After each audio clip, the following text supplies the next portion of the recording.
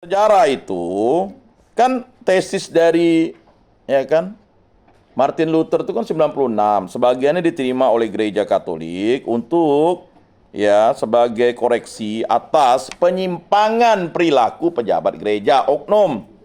Bukan ajaran dogma. Yang mau direformasi itu bukan dogma. Masa dogma tentang Maria mau dihapus? Ya enggak bisa dong. Ya. Kita sebagai orang Katolik itu, kita sumber iman kita 3. Yang pertama adalah, apa? Kitab suci, lalu tradisi gereja, lalu magisterium. Mana duluan? Tradisi atau kitab suci? Tradisi dulu. Makanya disebut apostolik, tradisi iman yang diwariskan oleh Kristus kepada para murid. Para murid mewariskan iman itu kepada murid-muridnya, pengikutnya, sampailah ke kita. Tradisi itu, makanya orang membaptis anaknya menjadi Katolik yang perkawinannya sudah sakramental. Yang telah menerima sakramen, yang boleh membaptis anaknya. Mengapa tidak boleh membaptis anaknya kalau dia kawin adat? Karena dia tidak menghargai tradisi Katolik. Tradisi Katolik itu adalah tradisi suci. Jelas ya? Nah, mengapa itu? Jawabannya itu tadi. Jadi jangan sampai kita lalu dikalahkan oleh statement orang. Jadi tradisi itu, maka tradisi itu yang baik itu diwariskan terus-menerus. Makanya tradisi Yesus sampaikan kepada para murid, baptislah dalam nama Bapa dan Anak dan Roh Kudus. Nah, karena anak yang tunggal Allah itu, Yesus, anak laki-laki yang dilahirkan oleh perawan Maria, kita panggil putra.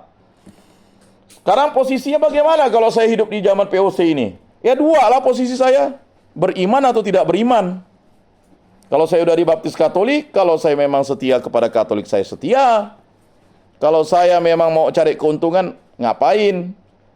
Bagus, pindah aja agama yang menguntungkan. Kok begitu pertanyaannya? Manusia ini kan hanya bisa mau hidup enak. Tetapi itulah yang tidak diinginkan oleh Yesus. Kalau Yesus mau hidup enak itu ngapain dia harus lahir di kandang hewan, di palungan, tempat makan domba dan sapi. Palungan itu kamu kira apa, Bah? Kalau tempat makan babi itu, Bah, palungan namanya tuh. Nah, persoalannya di situ kan. Sekarang kitab suci katakan apa? Menyangkal diri, memikul salib dan ikutlah aku, kata Yesus. Nah, sekarang bagaimana penganiayaan itu terjadi? Karena tadi itu ada yang disebut dengan pergolakan-pergolakan. Terjadilah kebencian. Kebencian itu terjadi, sama-sama pengikut Kristus saling membenci. Kita belum tentu kita nih akur. Makanya kita datang ke gereja itu kan untuk akur. Saya berdosa, saya sungguh berdosa. Satu keluarga, suami istri bisa akur? Bisa. Tapi ada juga tidak akur. Bagaimana mengakurkannya? Cara mengakurkannya, dia harus, saling mengampuni sesuai dengan Bapa kami. Nah, bagaimana kalau posisi saya berada di zaman itu?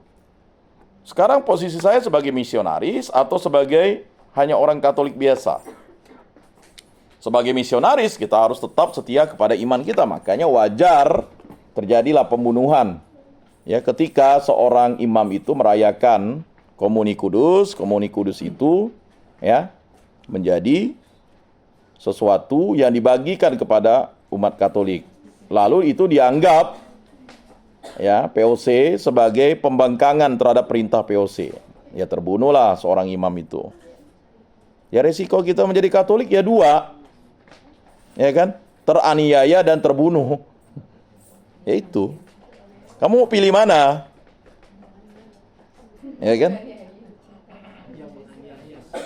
Nah? Kata teraniaya itu karena itu tadi, kamu bisa minum dari cawanku. Ya kan? Bisa menanggung semuanya. Itulah kata Yesus kepada Yohanes dan Yakobus tuh, anak Boanerges. Tetapi untuk duduk di sebelah kanan dan kiri Bapakku, itu bukan aku yang memberinya, tetapi yang layak menurut Bapakku, katanya kan. Nah, maka bukannya berteriak Tuhan, Tuhan yang akan diselamatkan, tetapi yang melaksanakan kehendak Bapakku di surga. Begitu. Kita memiliki yang namanya nama tercatat di surga. Tapi kalau kita tidak melakukan nama baik kita itu di dunia ini, hanya sekedar nama, apakah kita bisa masuk? Nanti dulu.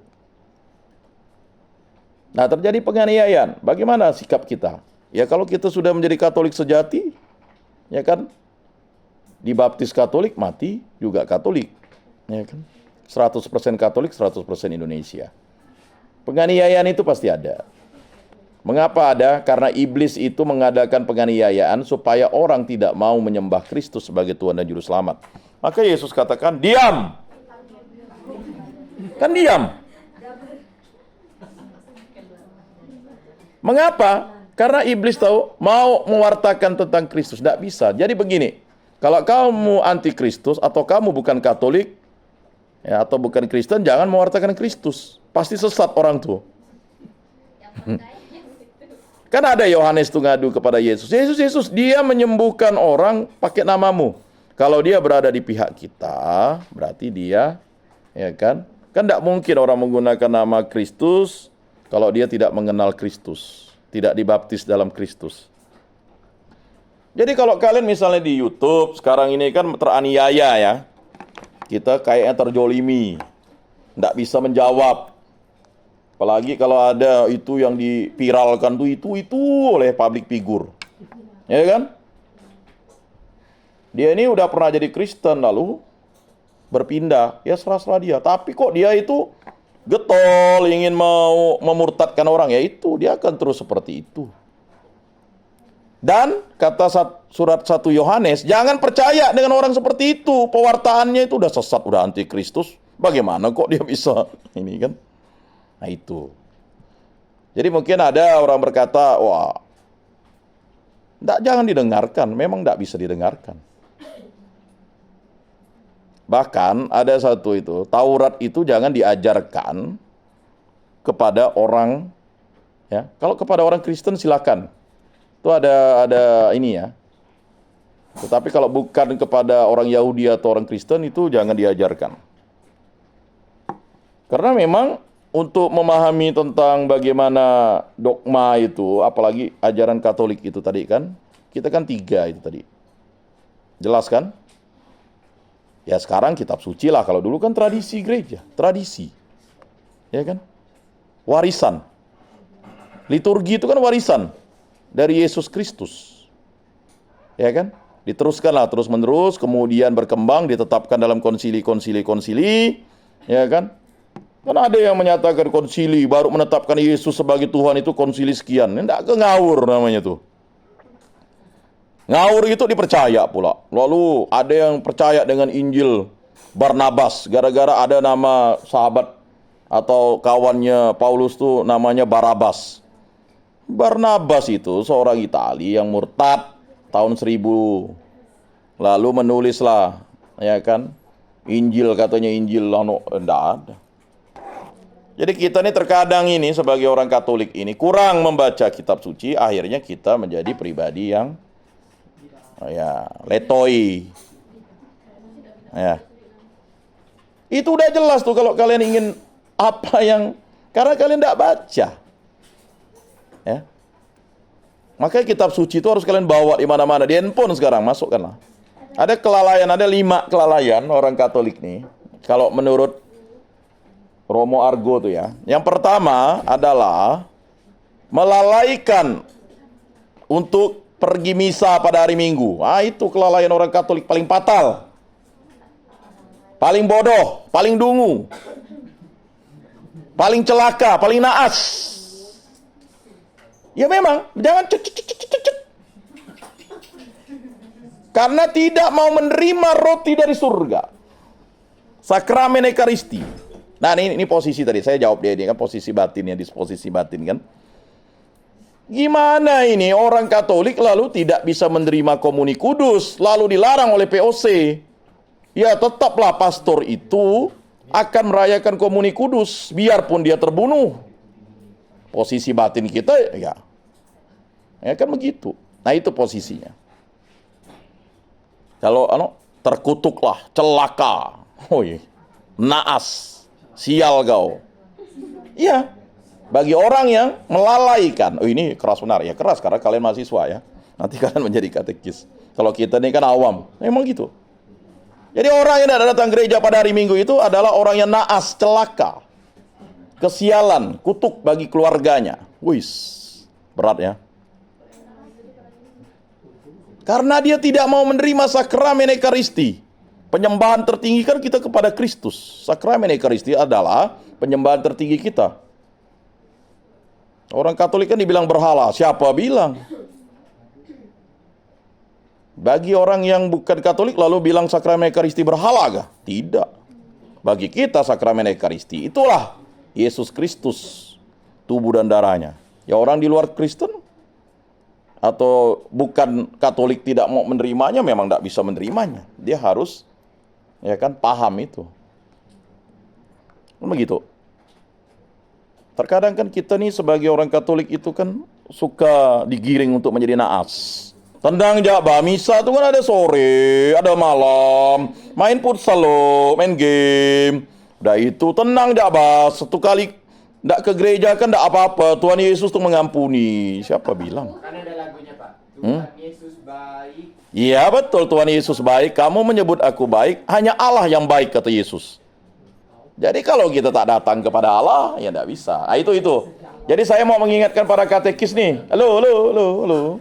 Ya bro, sis. Kalau kalian mau kuliah di sini, lalu tidak datang ke gereja hari Minggu, naas lah kalian.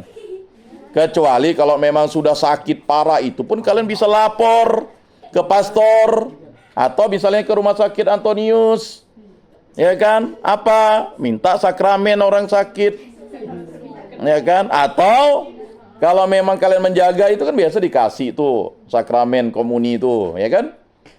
Jadi jangan pernah menghindar dari itu. Ya kan? Jadi menjadi 100% Katolik itu adalah benar-benar, maka kita disebut 100% Katolik. Jadi diingatkan kawan-kawannya tuh, sekolah agama lalu menghindar dari misa. Misa Jumat pertama lari. Ya kan? Adorasi lalu lari. Nah, tidak bisa. Sebagai orang Katolik, kalau menghindar dari misa, naas namanya, celaka, terkutuk. Gila, terkutuk, ngeri ya. Kalau bisa, misa setiap hari. Kalau bisa. Karena itu penyembahan tertinggi kita kepada Kristus Yesus. Kalau tidak bisa buat ibadat, di rumah, apa sulitnya? Saya udah praktekkan, paling lama lah 12 menit. Rosario malah lama 16 menit. Buku buku ruah nih kan. Ya enggak? Iya, Pak. Kan ada sakramen komuni batin setiap hari itu kan. Masa sih Facebook itu bisa kan? Nah, disposisi batin saya tetap setia lah walaupun dibunuh. Walaupun itu menyakitkan, memang kita akan gemetaran lah. Tuh. Kemudian apa kata lagi tuh? Yang kedua, yang membuat kita sering lalai itu. Hah? Kita sebagai orang Katolik ya kan kurang membaca kitab suci. Sangat kurang. Maunya mendengar pun lalu katanya. Jangankan mendengar, membaca itu apa sulit. Mengapa? Why? Padahal bisa di-download aplikasi Alkitab. Why? Ya kan? Yang sana tuh. Kenapa tuh? Mengapa sejarah hidupmu tidak dipenuhi membaca kitab suci? Why? Kitab Kejadian lalu udah apal-apal, why? Ya kan? Hanya 50 bab, why? Bagaimana kalian belajar Pentateuk kalau tidak baca kitab Pentateuk itu sampai selesai? Membaca aja itu, ya kan? 50 bab itu kan kalian bisa baca. Misalnya kalian niatkan. Perlu 50 hari kan? Enggak lah. Pagi, siang, sore, malam lah. Waktu kita berjalan baca bab 1, bab 2-nya kan. Karena iblis itu mengganggu kita supaya tak baca kitab suci. Makanya Alkitab itu penting dalam eksorsisme tuh. Ya. Maka kitab suci itu dijadikan semacam hanya mas kawin. Terimalah anak-anakku kitab suci ini. Tapi hanya disimpan di lemari, tak dibuka, tak dibaca. Nah itu.